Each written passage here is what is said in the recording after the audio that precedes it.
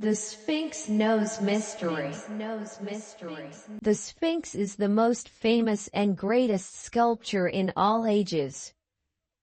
The Sphinx is attributed to the ancient Egyptian name, Gagun, meaning the messenger of terror, and to the name, Boal, meaning the place of the deity. One of its names is Roti, which is associated with the sun god. In the Middle Kingdom, it was called Shizabank, meaning the living statue. The Greeks called it Sphinx, and this name spread in all languages. This statue was carved from limestone with the body of a lion symbolizing strength and the head of a human symbolizing wisdom. It was carved during the reign of King Khafra in the year 2625 to 2600 BC, with a length of 73 m, a width of 19 m, and a height of 20 m, making it one of the most important historical and touristic landmarks in the world. The statue has been without a nose since the 18th century, and there have been many stories, tales, and rumors about who broke the nose of the Sphinx, which sits on the Giza Plateau as a legendary guardian of the immortal Giza Pyramids. So who is behind breaking the nose of the Sphinx?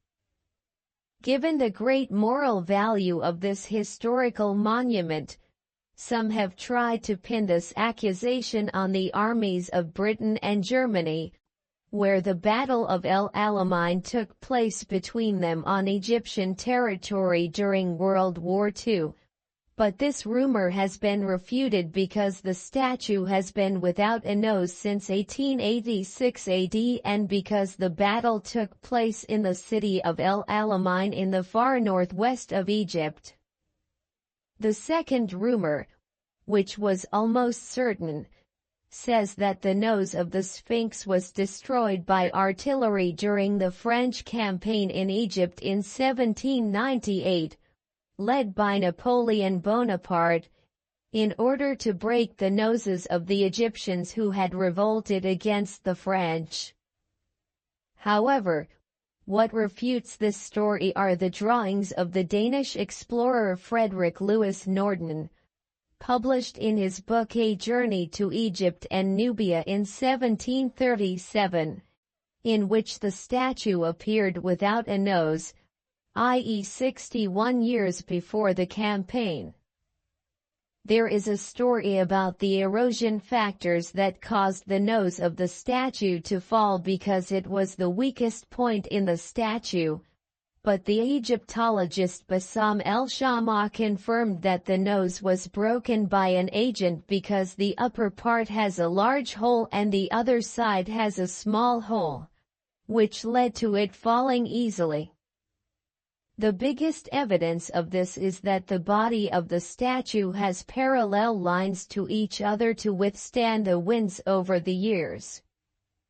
The chin of the Sphinx may have actually fallen due to erosion factors, as the archaeologist Giovanni Battista found it buried in the sand between the claws of the statue in 1817, and it is currently on display in the British Museum. The last assumption was mentioned by the Egyptian historian al-Makrizi in his book, Al-Mawais wal-Itibar, where he mentioned in his book a story that is closer to the truth about the breaking of the nose of the Sphinx, saying, "In our time, there was a person known as Sheikh Muhammad Saim al-Dair, from among the Sufis of the Salahiyya Khanqa Said al-Sayyida, who rose up in about the year 780 to change some of the reprehensible things, and he went to the pyramids and disfigured the face of the Sphinx and its hair, and it remains that way to this day.